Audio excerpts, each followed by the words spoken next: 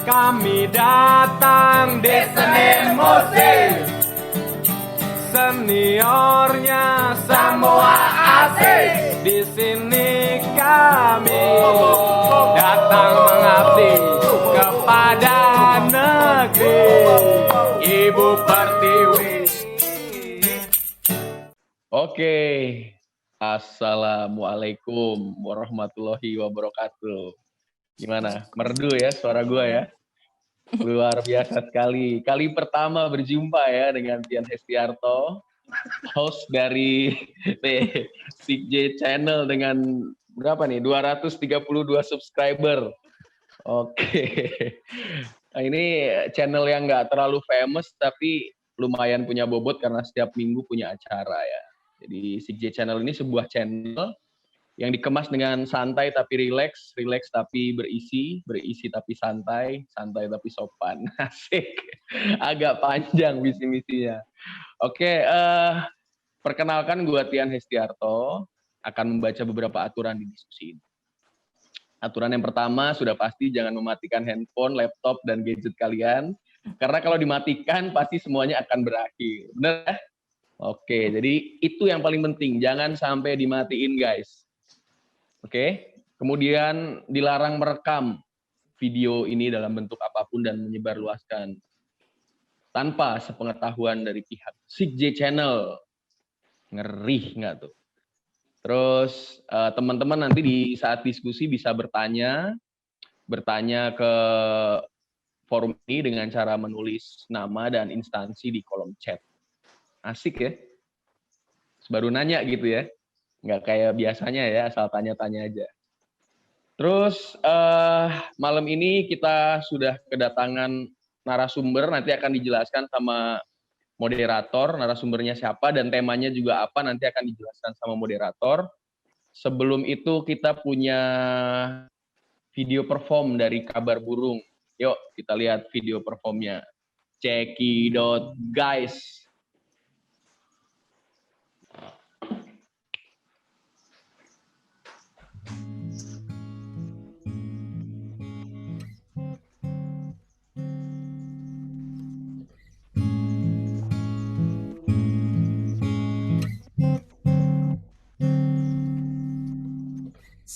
Mungkin ada kesalahan teknis nih ya. Udah Mi. Oke, yakin. Kita tunggu ya. Oke. Di sini ada kok. Aku hanya inginkan kabar darimu. Di sini aku tersiksa selalu tersiksa menahan rindu.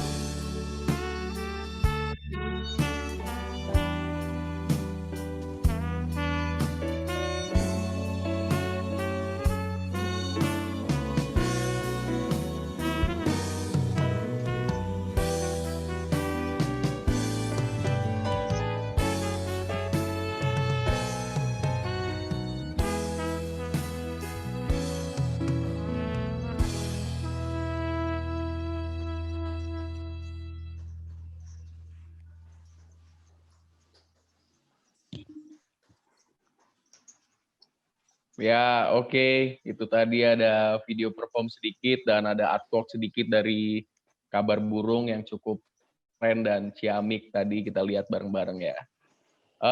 Kabar Burung ini salah satu band yang terbentuk di kampus UNJ Seni Musik. Beberapa personilnya itu pentolan-pentolannya seni musik. Ada Kibar dan kawan-kawan. Dia bikin sebuah karya mungkin yang menanggapi era senja dan kopi, terus kesusastraan Indonesia yang lagi naik, mereka bikin dan dikemas secara apik dalam band Kabar Burung. Kabur, oke, Kabar Burung, kabur kalau disingkat. Oke, seperti yang sudah saya katakan tadi, ada narasumber yang oke sekali dan ada 2 moderator yang luar biasa. Ada Stepanus Situs. Oke, beliau ini adalah lulusan sarjana musik dari Universitas Negeri Jakarta. Sekarang beliau ini aktif di bidang pendidikan musik, mengajar gitar, aktif juga berkegiatan di musik scoring, terus sekarang juga aktif juga bikin-bikin musik yang mulai agak aneh-aneh nih. Terus Stepanus Situs juga aktif di diskusi SIGJ, nggak pernah absen dari mulai 1 sampai 20. Berikutnya ada moderator yang kedua, Muhammad Fadli. Oke. Pria hitam manis ini, asik. Memiliki keahlian. Kalian gue putih banget. Dia ini Glenn Fredly versi mininya. Beliau juga sarjana musik, walaupun ya seadanya, tapi sarjana musik juga. Mayornya gitar, sekarang juga aktif di pendidikan musik juga. Terus akan melanjutkan studinya ke mana, Mat? Akademi Ohio. Kebidanan ya? Ohio. Jurusannya Akademi Kebidanan? Enggak. Kesehatan masyarakat. Kesehatan masyarakat. Oke, langsung saja waktu dan tempat kita persilakan untuk kedua moderator kita, Stepanus Situs dan Muhammad Fadli. Silakan. Oke, terima kasih Kak Tian. Oke, langsung aja tanpa berbasa-basi, saya mau memperkenalkan Mbak Yoko. Dia seorang komposer, sound engineer, lahir di Tokyo, belajar musik. Lahir di Tokyo, belajar musik sejak usia 4 tahun dan mulai tertarik dengan dunia teater saat SMA. Dan sering menjadi pemain musik untuk karya teater saat kuliah di kampus seni musik. Jurusan etnomusikologi di Tokyo, juga di Yogyakarta. Pernah membuat ilustrasi musik untuk tari kontemporer, butoh, teater, dramatic reading, dan poetry performance. Saat di Jepang, saya membuat ilustrasi musik yang lebih dominan warna etnik atau world music dengan live music. Sedangkan setelah pindah ke Jakarta dan bekerja sama dengan seniman-seniman panggung di Indonesia, saya lebih memilih sound effect dan soundscape sebagai unsur musikal dan ilustrasi musik teater dengan digital operation dari komputer. Demikian sekilas tentang Mbak Yoko. Kemudian saya serahkan ke Pak Fadli. Baik, terima kasih pada Bung Stepanus Situs. Suara saya kedengeran ya? Aman. Aman ya? Oke, kalau aman. Jadi Mbak Yoko, saya sebelum masuk nih Mbak Yoko ini sekarang posisinya di Jepang atau di Jakarta ya?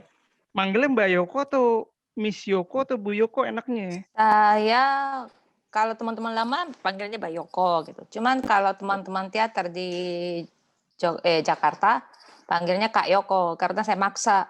Mungkin juga kalau biar nggak terlalu jauh usianya gitu kesannya. Ya. Sekarang Kak Yoko lagi di Jakarta atau di Jepang nih? Di Jakarta, di Bintaro. Saya coba bacakan. Oke. Untuk tema malam ini adalah musik teater. Jadi sudah bisa dibaca tuh di screen. Sudah ada kata-kata, masih butuh juga yang tanpa kata. Bunyi merupakan dimensi lain dalam teater. Pentingkah? Tidak bisa dipungkiri bahwa musik memberikan dimensi lain di pertunjukan teater. Wilayah ini yang hingga saat ini musik selalu hadir dalam pertunjukan teater. Tidaknya, bukan hanya manusia yang harus tolong-menolong, disiplin seni pun butuh pertolongan ilmu lainnya sebagai kekuatan pertunjukan secara utuh. Untuk kali ini, SIGJ menghadirkan Yoko Nomura yang tadi sudah dijelaskan oleh saudara Stepanus Situs. Ya, mengapa musik begitu penting dalam pertunjukan teater? Nanti akan dijawab oleh Kak Yoko. Waktu dan tempat kami persilakan. Silakan Kak Yoko. Oke. Jadi pertama-tama mungkin saya bicara tentang saya sendiri. Jadi biar kita pastikanlah kita sama-sama anak musik sebenarnya gitu. Saya dari 4 tahun belajar di Yamaha. Jadi di Yamaha kan dari awal memang belajar piano, terus juga belajar komposisi dan lain-lainnya. Nah, setelah itu saya sempat belajar akapela. Jadi ikut core akapela, dan itu grupnya lumayan aneh juga, itu khusus untuk musik-musik Hungaria, kayak mungkin anak-anak klasik tahu kayak Bartók, kayak Kodály.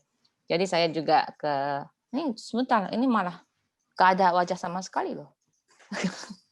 Halo, halo. Halo, suara Oh ya, siapa? oke. Terus jadi nyanyi musik akapela. Nah, sampai situ kan masih musiknya bisa dibilang musik murni ya.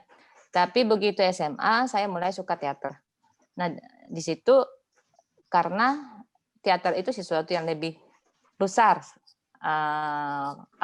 kapasitasnya menurut saya. Saya banyak unsurnya di luar musik. Saya suka di situ. Cuman saat pas mau masuk kampus, saya mikir apakah musik atau apakah teater. Nah, akhirnya saya ambil yang musik. Karena saya juga suka musik etnik.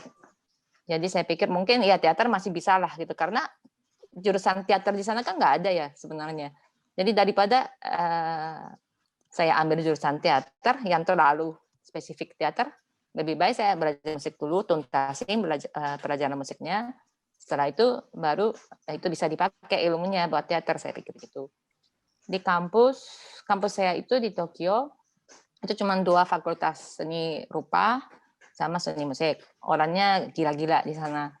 Karena itu bisa dibilang kampus yang paling paling spesifik lah untuk seni, yang punya negeri juga. Jadi biayanya murah. Terus masuk sesama teman-teman yang seniman gila semua, ya heboh juga yang eksplorasi ini itu, sambil saya jadi pemain musik buat teater di sana. Karena di sana sebenarnya itu kebanyakan musik teater itu digital ya. Tapi kebetulan juga ada kelompok yang memang lebih ke taste-nya Asia atau lebih Jepang yang kuno gitu. Nah, mereka suka pakai musik Asia yang live. Itu seperti teater-teater tradisional di Indonesia juga gitu. Ada pengaruhnya. Jadi saya di situ jadi pemain musik karena saya belajar gamelan Bali, juga gamelan Jawa. Jadi tesnya masih bisa lah gitu. Setelah itu saya pindah ke Jogja. Selesai S1 di Tokyo, saya pindah ke Jogja belajar seni. Sebenarnya Dharma Siswa itu mungkin juga di UNJ ada teman-teman Dharma Siswa juga ya sampai sekarang ya. Dharma Siswa itu bebas mau ambil apapun. Jadi saya ambil etno juga, terus kadang-kadang ambil bantu teman-teman teater untuk bikin musiknya, musik tarinya, dan lain-lainnya. Setelah itu saya balik lagi ke Tokyo karena sudah visa habis di Indonesia. Cuma masalahnya kalau musik etnik itu kan musik latar belakang budayanya jelas ya. Misalnya saya bisa main gamelan Bali waktu itu. Cuma kalau begitu lepas dari lingkungan Bali, di Tokyo tuh nggak ada kesempatan untuk main gamelan Balinya. Kalau main belajar bisa gitu, tapi berguna sebagai musisi untuk masyarakat itu nggak ada tempatnya. Jadi ilmunya sia-sia juga kan. Lalu saya mulai bikin musik teater lagi karena kebetulan kelompok yang lama itu saudaranya masih suka ajak saya juga gitu. Jadi di sana saya tetap bawa tesnya yang lebih etnik gitulah, lebih live. Alat musiknya main di atas panggung gitu, live itu maksudnya. Setelah itu saya pindah lagi ke Jakarta. Nah, kalau di sini sebenarnya saya melihat banyak teman-teman teater itu kan suka pakai live juga ya di atas panggung ya. Cuma kalau yang itu kan terlalu susah latihannya gitu. Saya melihat Jakarta itu sudah ketemunya susah, terus juga kumpulin teman-teman susah. Kalau dengan persyaratan gitu susah kita cari yang matang sekali, membuat musik yang matang sekali itu agak banyak halangannya. Mungkin karena saya tidak latar belakang kampus. Kalau saya dosen di kampus, tiap hari datang ke kampus, anak-anak pemainnya juga ada di situ, mungkin latihan lebih gampang.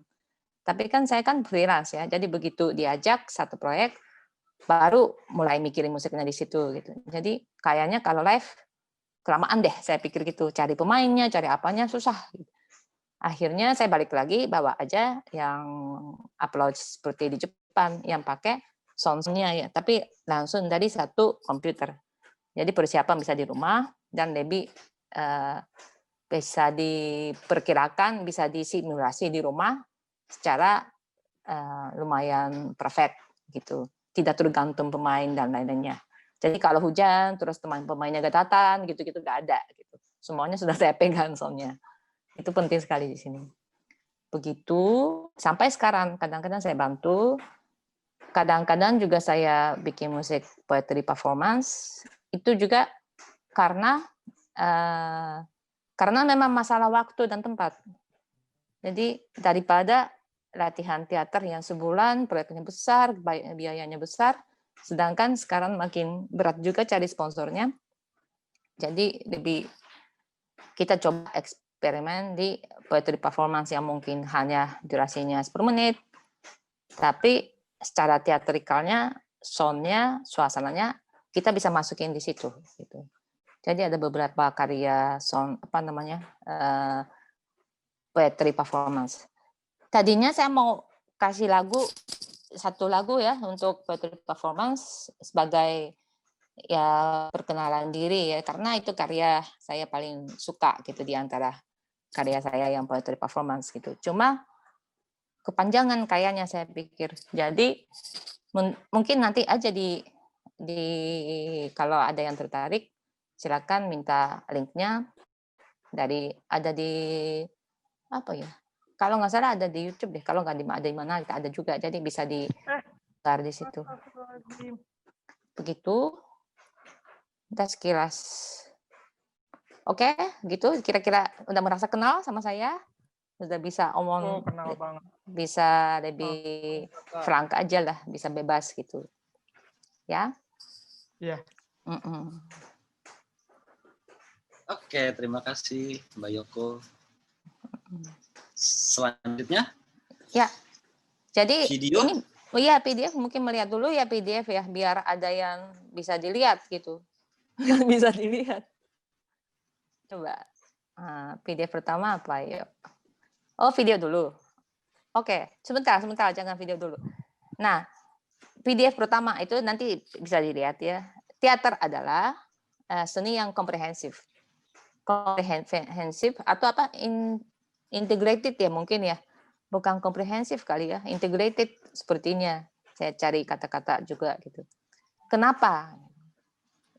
Itu mungkin kita bisa lihat sama-sama videonya. Ini salah satu contoh teater yang tapi ini sebenarnya kelompoknya itu paling aktif 80-an. Tapi ini jadi lumayan untuk merubah tren teater di Jepang. Coba kita nonton videonya aja. Itu habis itu baru kita bahas yang stratanya ini. Ya.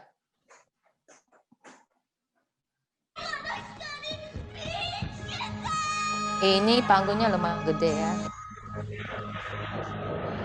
Ini tokoh utamanya yang si cowok yang setelah itu bisa dialog. Dan heroinnya tokoh utama juga yang perempuannya yang si putri. Ini angkat ini yang tokoh utama juga. Ini juga.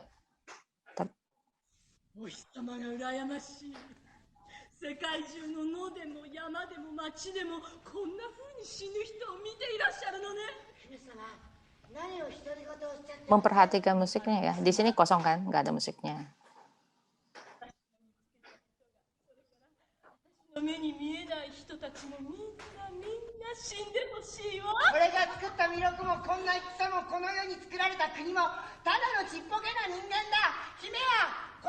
Ini penulis naskah sama sutradaranya yang ini loh, si cowok ini. Jadi dia nulis naskah, sutradara, dan main tokoh utama juga.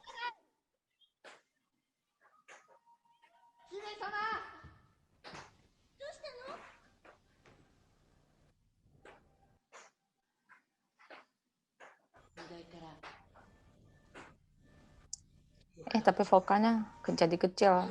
Bisa digedein nggak? Volumenya bisa digedein nggak ya?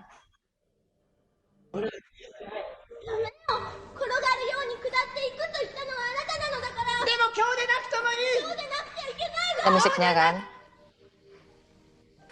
Oh, saya bicara gak boleh deh berarti. Dengar dulu aja dari sini, yuk.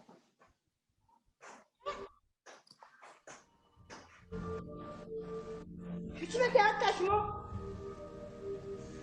こうして桜の妻と一緒にこんな話をその時おぶっていたのは私鬼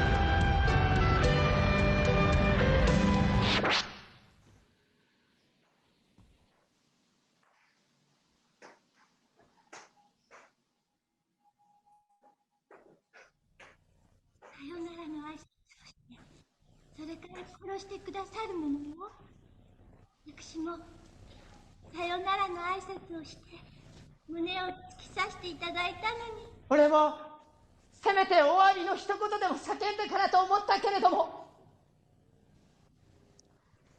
Oke, segini aja deh, gak apa-apa. Jadi ini ceritanya kan si Putri kan. Nah, Putri itu jadi ada suaranya, suara yang dia anak-anak. Mereka karena lah tumbuh sama-sama dari kecil. Putri sama si anak dari Pematun atau apa yang anak desa gitu. Jadi kalau mereka omongin ya memorinya, mereka tiba-tiba suaranya suara anak kecil. Tapi juga kalau mereka omongin yang saat ini, yang sekarang, mereka suaranya dewasa. Setelah itu ada musiknya, terus si putrinya kan jadi raksasa kan. Nah itu sebenarnya triknya gampang. Begitu masuk musik tadi, begitu putrinya berbalik, kan nggak bisa kelihatan dari penonton kan. Pasti dalam bajunya ada topengnya, topeng dikeluarin, dipakai. Tapi kan penonton kan nggak nyangka kan. Musik kencang, mutar, habis itu begitu mutar, musiknya berubah kan. Nah begitu putrinya mutar, musik berubah, di situ baru kelihatan si topeng raksasanya. Jadi seolah-olah di situ penonton dapat sensasi melihat menjelma si dia kerasukan si putri itu kerasukan, akhirnya dengan tidak sengaja dibunuh sama si teman masa kecilnya itu, yang si cowoknya itu kan akhirnya bunuh. Begitu bunuh ada sound effect-nya, jadi sunyi, topengnya lepas, karena mungkin topengnya digigit ya. Begitu buka kan lepas. Habis itu balik lagi. Seperti itu.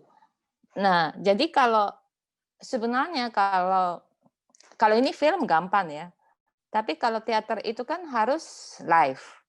Harus di depan penonton. Dan itu jadi lebih dekat kayak magic sebenarnya. Penonton itu dapat sensasi karena mereka merasa mereka nonton langsung di depan mata. Begitu di depan mata si putri cantik tiba-tiba jadi raksasa, itu kita pasti dapat sensasinya. Kalau ada musiknya. Coba dibayangkan kalau itu gak ada musiknya, gak ada sensasinya. Gitu. Nah, jadi di situ musik itu sangat penting untuk teater. Teater itu bisa memunculkan apa saja. Misalnya tiba-tiba ceritanya dari kamar kos, tiba-tiba kita ke planet. Bisa-bisa aja kalau di teater. Tapi harus ada musiknya. Kalau tidak ada musiknya mereka nggak bisa. Nah, itu yang kita bantu di dalam seni mungkin integrated atau komprehensif ini. Begitu. Nah, jadi sekarang boleh melihat PDF-nya dulu. Untuk seni seni integrated ini, kita ada beberapa perannya. Jadi biar kita lebih paham sistem kerjanya teater. Nah, pertama penulis naskah.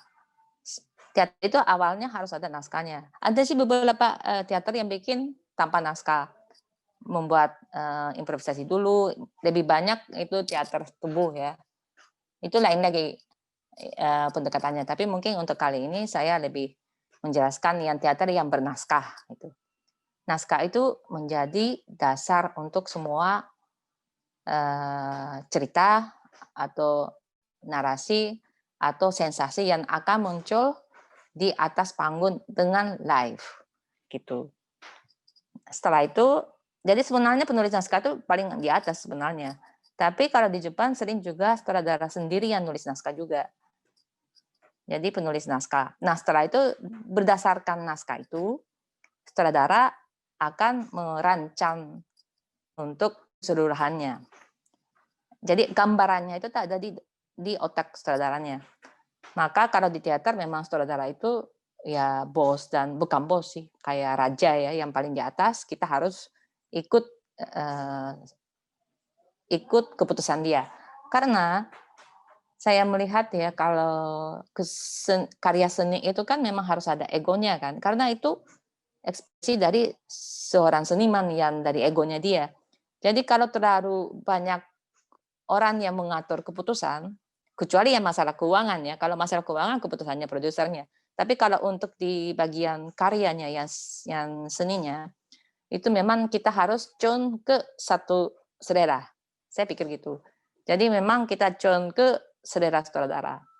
Kalau A dan B dan C, yang mana yang paling cocok, ya sutradara yang milih. Gitu.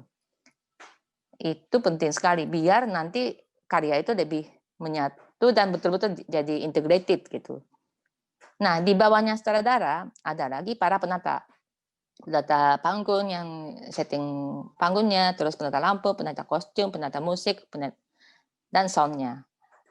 Mereka itu sebenarnya masing-masing mau tanggung jawab kepada masing-masing wilayahnya. Tapi mereka kalau di Jepang ya, saya di sini nggak tahu. Di sini agak-agak lebih bebas sih. Tapi pada dasarnya mereka itu atau saya tidak langsung ngobrol sama si penata panggung atau tidak langsung ngobrol sama penata lampu.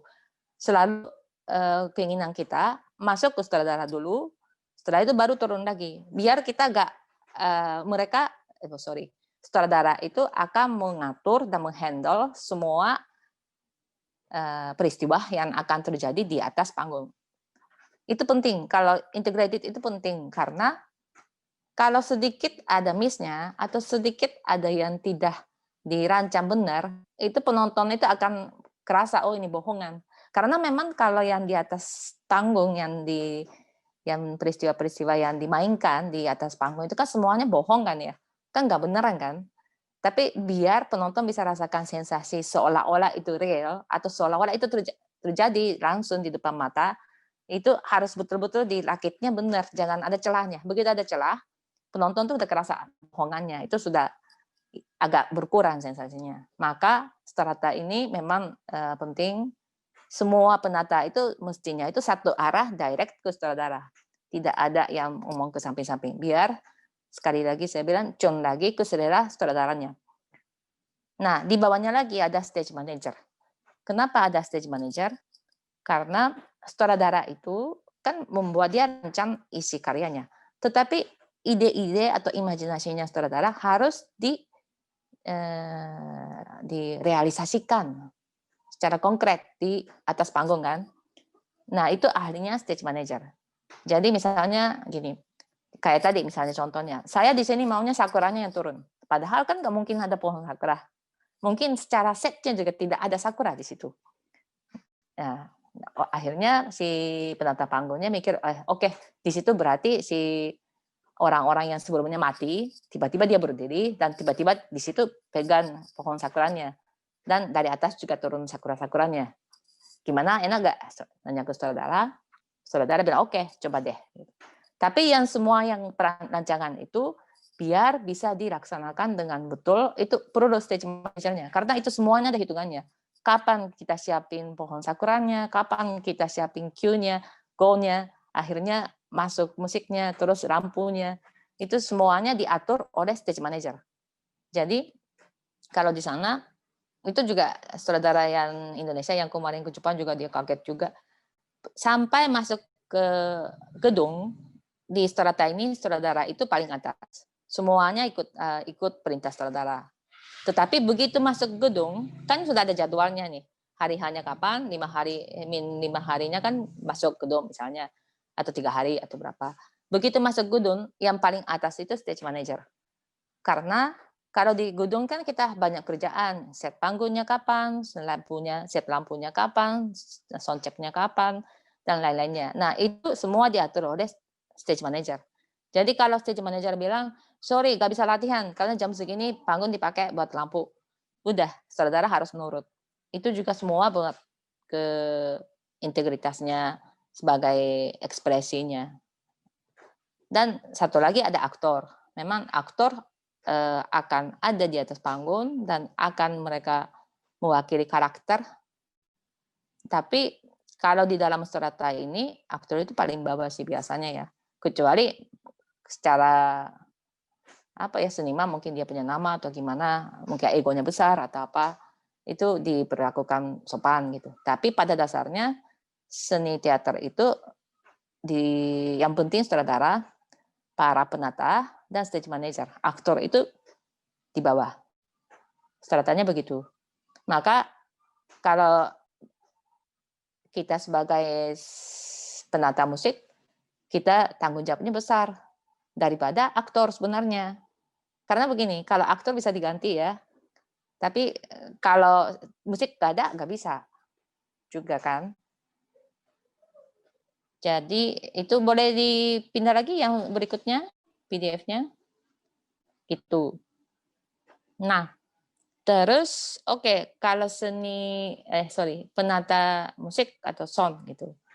Itu kita coba membayangkan kalau di dalam pertunjukan, khususnya teater, bunyi apa yang akan ada di atas panggung. Yang nomor 1 itu vokal.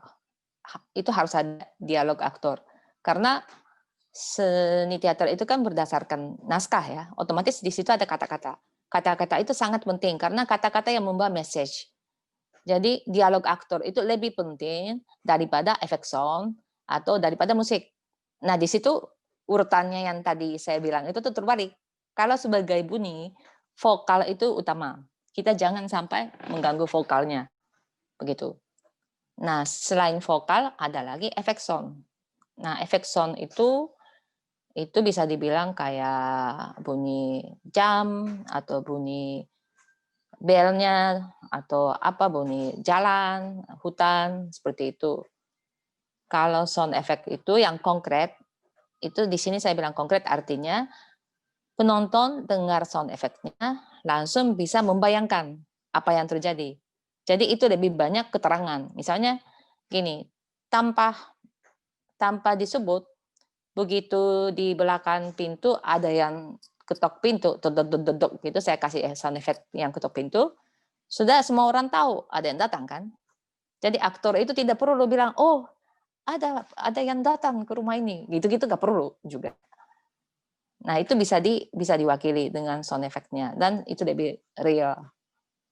Dan juga misalnya sound effect ya seperti tempat, misalnya tempatnya entah dekat laut atau dekat dekat malam, itu juga bisa ditaruh di situ. Nah saya ada contoh sound effect-nya deh. Coba diamatin dulu kali ya. Sound effect yang tadi musik, audio yang itu.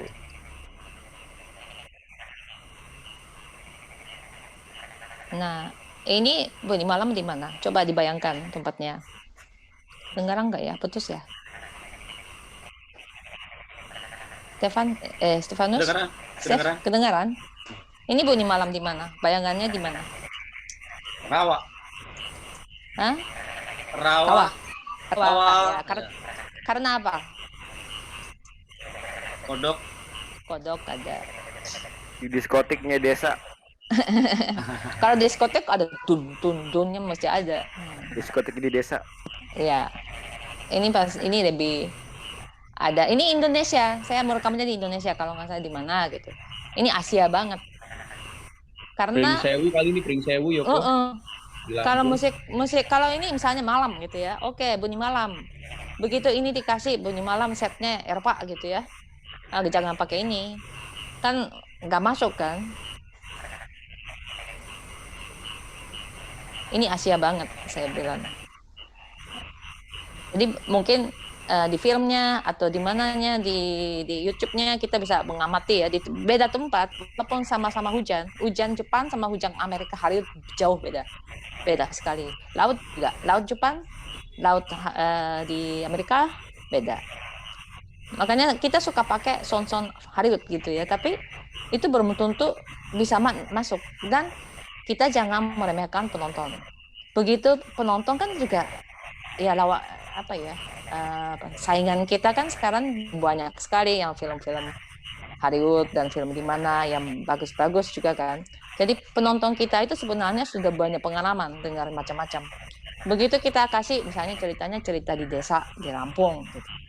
Terus bunyinya itu bunyi petirnya atau bunyi apanya Hollywood. Itu di situ sudah ada celahnya. Penonton tuh gak bisa masuk.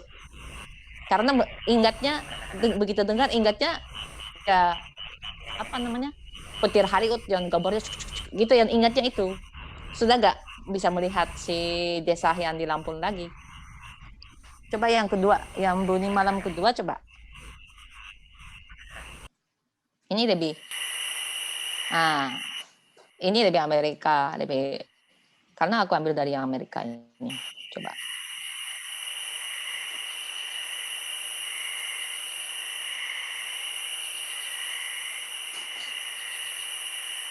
Lebih lebih agak dingin ya rasanya ya. Kerasa gak? Indonesia gak ada musim dingin sih ya. Susah juga ya kalau kita mau bikin efek buat musim dingin ya. Padahal kita sendiri gak pernah rasain dinginnya ya. Tapi kalau saya dengar yang kedua ini misalnya gini. Kalau ceritanya musim dingin, tapi musim dingin sudah gak ada itu udah binatang deh. Jadi ini agak autumn nih. Paling dingin juga autumn. Kalau autumn masih bisa pakai ini. Tapi begitu sudah kayak yang tadi, yang kodok itu musim panas.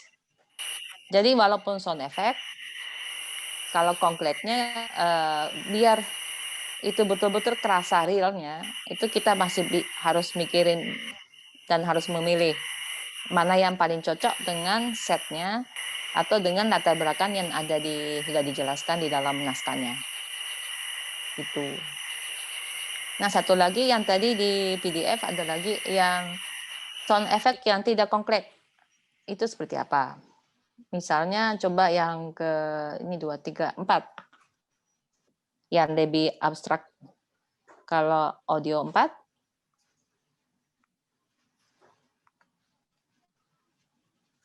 Ada nggak ya?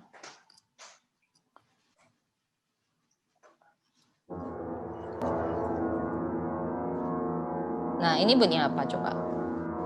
Kebayangnya apa?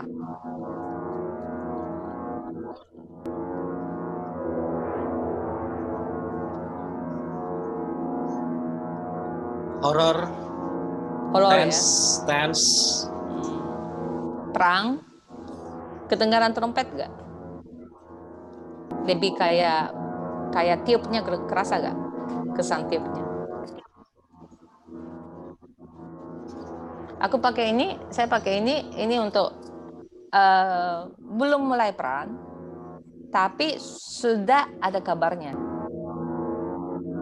Jadi ya horornya ya. Jadi ada sesuatu yang berbahaya atau tidak menyenangkan akan datang. Belum datang tapi akan datang.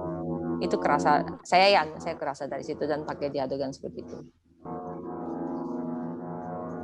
Tapi ini kan sebenarnya bukan menjelaskan sesuatu ya, tidak berbeda dengan bunyi tadi yang kayak malam atau kayak hujan atau petir. Ini lebih abstrak, tapi kita kira-kira mengasah sense-nya. Jadi dengar ini bisa dipakai di mana ya? Ini dipakai di mana ya? Itu suka dengar gitu, suka memikirkan itu. Ini yang berikutnya. Ini ada lagi yang 5. Ganti. Oh ya, buat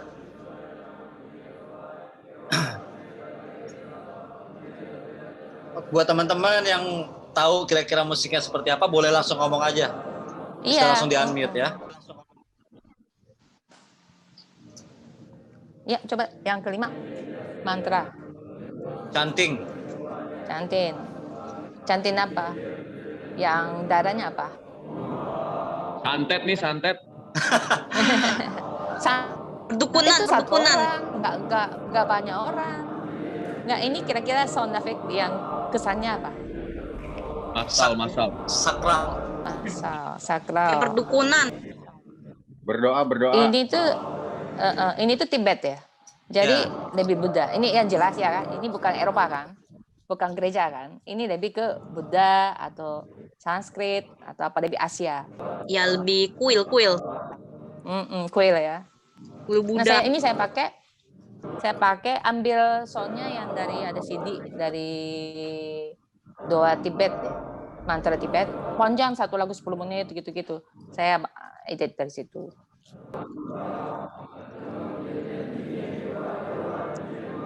Tapi ini bisa didengar sebagai musik juga. Jadi adegan itu yang saya bikin, di depannya orangnya masih ngomong. Gak apa-apa, dia memang saat itu akhirnya mau mendalami apa, mencari pencerahan atau apa gitu. Nah, di belakangnya ada bunyi itu. Tapi situasinya Buddha waktu itu. Terus setelah itu yang sound effect 6.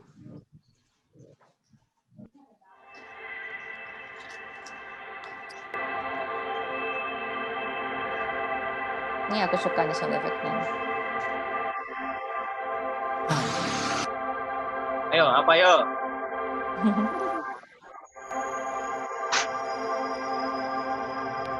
Cahayanya kerasa gak? Ini ada cahayanya sih memang. Cahaya Tolongan kecil tapi gaib ya. Iya, gaib. Bayangnya UFO. Iya, betul. Kayak gitu, ada cahaya dari langit gitu.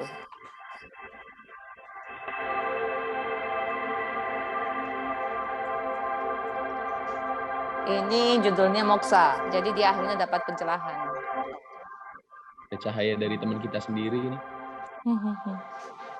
Nah, cuman memang kalau ini dengar bunyinya saja, itu kan kesannya kan terlalu sci-fi atau terlalu apa. Tapi kalau nanti di panggung kan di depannya ada karakternya, ada aktornya. Jadi nggak apa-apa kalau bunyi itu tetap, ini bunyi itu hanya membantu untuk suasananya. Jadi tidak mengganggu penonton. Itu. Nah, terus ini yang ketujuh, ini ending drone. Drone-nya ada lagi. Nah, ini ending. Aku pakai di ending kalau nggak salah. Dedek Pancayana nih.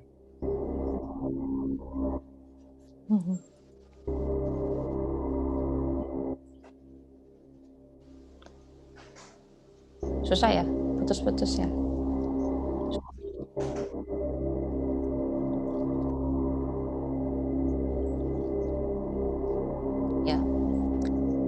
Ya, ini ending.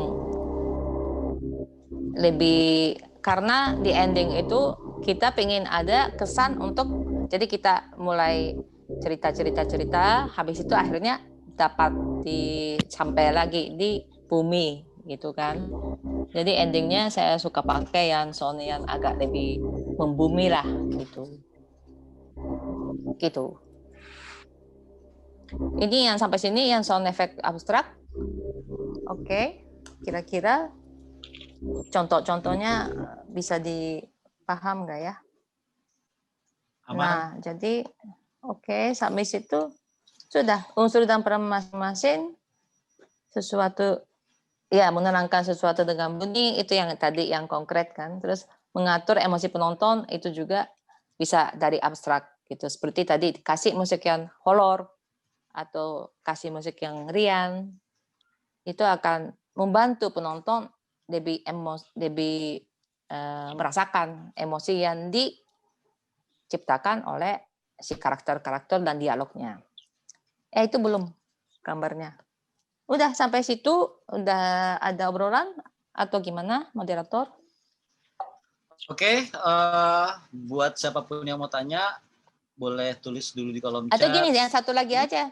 Kalau boleh yang halaman satu lagi kan ada pertanyaan. Kita mikir sama-sama boleh nggak? Oh, silakan lanjut dulu. Ya, yang PDF dulu. Enggak, tapi ini tolong dipimpin oleh si moderator. Nah, obrolan musik teater. Yuk, yang pertama. Coba saya kasih 2 topik. Oke. Ya. Coba ditanyakan ke teman-teman. Oke, pertanyaan dari Mbak Yoko. Kita ditanya kan. Obrolan musik. Di dalam naskah ada keterangan sunyi. Kita harus kasih bunyi apa? Itu satu. Kedua, kalau dialog sedih, apakah harus kasih musik sedih? Oke, siapapun yang menurut teman-teman gimana? Bisa jawab atau mau jawab, boleh langsung open cam. Di sini nggak ada yang salah kan, ya, diskusi. Iya, soalnya kan dilema juga kan. Sunyi itu kan artinya kan tidak ada bunyi dong, ya nggak? Sunyi tapi harus ada bunyi. Itu harus kasih bunyi apa di situ? Ada ide nggak? Saya Steph Kak ada Yoko. ide nggak? Ya. Kayak suara angin kayak bisa juga. pohon yang goyang itu. Ya, ya. Tapi masalahnya kalau ini ceritanya di dalam kamar gimana, yuk? Misalnya, bisa kalau di luar bisa. Kalau di dalam kamar gimana? Mungkin suara AC. Yang lain aja gak? Iya bisa juga. Jangkrik kalau memang di desa bisa, tapi kalau di kota gimana? Beli CD-nya. Suara nging aja. Suara motor, ya, yoi tadi suara tadi lewat motor kaso emat. Soalnya saat kita ngerasa sunyi pun sebenarnya ada suatu kayak bunyi yang kita dengar seolah-olah kita dengar padahal ada di otak kita gitu. Kayak dungun gitu ya, dungun kan, dungun di telinga gitu kan? Iya. Ya, bisa juga. Betul juga. Ini dekat sekali. Kalau di sini ya, kalau saya, boleh saya bicara? Kalau saya ada suara jam dinding sunyi adegannya, suara apa? Suara apa? Jam dinding. Oh iya bisa juga. Tapi kalau jam dindingnya nggak ada gimana? Jadi bisa juga. Cuman kalau kadang tuh gini, kalau jam dinding itu kalau memang teaternya di kamar, terus memang sebelumnya ada tema waktu gitu ya. Misalnya orangnya menunggu siapa gitu-gitu. Itu sangat efektif ada jam dindingnya. Itu bisa juga. Nah, kalau saya boleh kasih jawaban versi saya, itu begini, sunyi itu kerasa saat bunyi sebelumnya stop. Jadi sebenarnya kalau di situ harus kasih sunyi, sebelumnya kita harus kasih musik sesuatu. Kan adegannya kan ada dong. Sebelum adegan sunyi, apapun musiknya, kalau di kamar boleh jam dinding, kalau di luar boleh angin. Begitu sunyi, itu di-cut. Penonton udah mau gak mau kerasa sunyinya. Gitu. Jadi karena masalah nanti saya ngomong nggak ya? Oh masalah seni waktu ya urutan. Jadi karena teater itu kan seni waktu kan ya. Jadi kalau penonton merasakan A, setelah itu baru merasakan B-nya. Kalau tidak A-nya, nggak merasakan B-nya. Dan juga setelah itu ada C-nya. Itu juga kalau nggak ada A, B, nggak bisa merasakan C-nya. Itu orang-orang musik mestinya paham banget. Misalnya gini, ada chord-nya itu. chordnya kan C, F, G, C gitu. Karena ada C-nya dan F-nya, G-nya, akhirnya C balik lagi kita rasa putarnya kan. Tapi tiba-tiba kita cuma ambil 1 titik dari F aja, itu sudah gak ada lagunya. Jadi seni musik itu seni waktu, juga teater itu seni waktu. Jadi kita bisa pandang atau bisa kita rakit secara sesuai timeline-nya, mengikuti timeline-nya. Karena di sini terjadi ini, bunyi ini, setelah itu baru ini. Pasti ada efeknya dari yang bunyi sebelumnya. Nah, jadi di sini juga kalau kita mau kasih sunyi, sebelumnya kita kasih musik atau apa yang sound effect-nya. Begitu itu hilang, pasti di situ ada sunyinya. Gitu. Oke. Halo. Pertanyaan kedua. Ya? Kalau dialog sedih, harus kasih musik sedih kah? Ya, itu gimana menurut teman-teman? Ya. Sedihnya sedih apa dulu nih kok? Ya sedih misalnya ini orang mati gitu misalnya. Orang mati, ditinggal pacar, terus sedih nggak lulus, tuh beda-beda suasana, nggak bisa disamakan juga. Tapi di situ kasih musik yang lebih sedih gak? Jadi musik itu harus sama warnanya dengan emosi yang dibawakan aktor gak? Ya kalau lagi berduka ya harus musik sedih, jangan musik gembira, kan aneh kalau misalnya lagi berduka musik gembira. Iya. Iya itu setuju juga sih. Tapi berarti nggak harus sejalan juga sih kok. Nggak harus sejalan juga sebenarnya. Ya siapa yang ngomong itu yang nggak sejalan itu? Itu yang si J Channel tuh ada. Oh Tian, iya. Ada lagi? Mungkin kalau suasana sedih biasanya saya pakai satu alat musik yang memang artinya hanya satu alat musik tunggal. Jadi satu alat musik tunggal, jadi dia lebih detail untuk bisa kasih. Kalau urusan musik sedih itu kan bukan genre musik, tapi adalah suasana yang dibangun. Jadi saya tidak ada aliran musik sedih atau senang, tapi tergantung penggunaan alat musiknya, kemudian kita rangkai melodinya seperti apa. Mungkin cenderung bisa tangga nada minor atau mayor tergantung dengan rangkaian melodinya. Yang penting dibuatnya sangat spesifik dan detail. Mungkin satu alat musik cukup saja untuk mewakili. Iya, saya setuju banget kalau itu.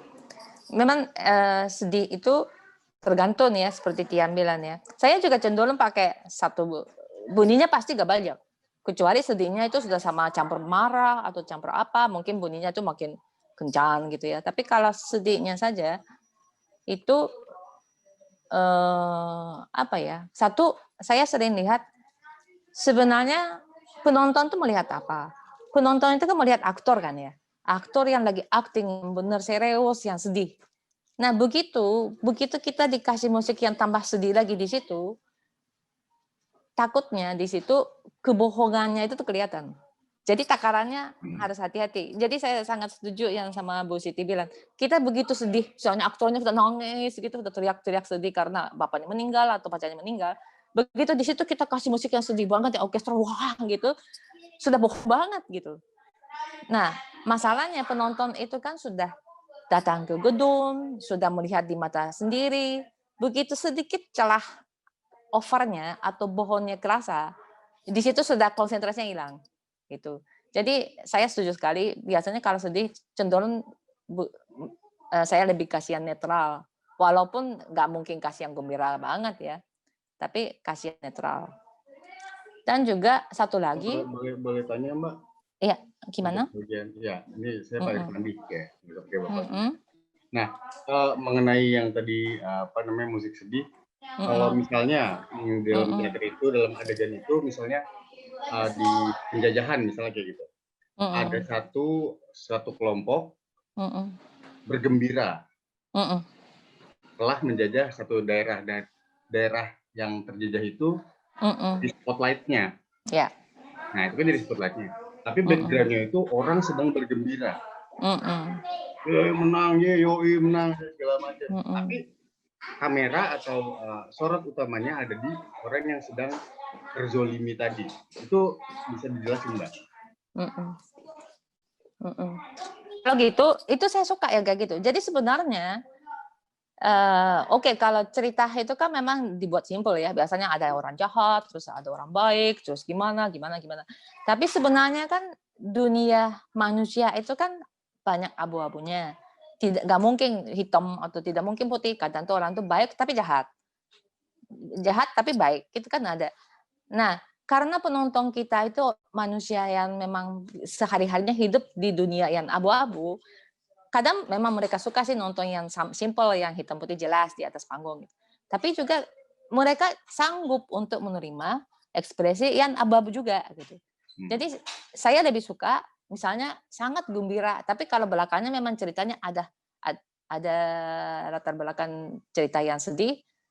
Begitu gembira sekali, kasih musik sedih di belakang. Jadi penonton merasa sedihnya. Tapi di situ ambivalensinya pun penonton bisa rasakan. Ada juga yang kemarin dulu aku bikin itu Rumah Boneka yang Ibsen itu bikin di Jepang. Terus musiknya pas adegannya yang si salah satu tokohnya datang ke yang si Nora dan suaminya lagi senang-senang, mereka tuh ketawa hahaha gitu. Tapi sebenarnya si dokter itu sudah sakit yang akan pasti mematikan. Jadi dia datang untuk terakhir kalinya ketemu mereka dan senang-senang. Jadi mereka tuh ketawa-ketawa, minum segala macam. Tapi saya kasih Chopin yang sedih banget di belakangnya. Nah, ambivalensinya itu yang memang kita merasa realnya dunia. Menurut saya begitu. Jadi saya sangat setuju kalau ada yang gembira, di belakang kasih musik sedih juga bagus. Sebaliknya, ada orang sedih, di belakang kasih musik gembira juga gak apa-apa.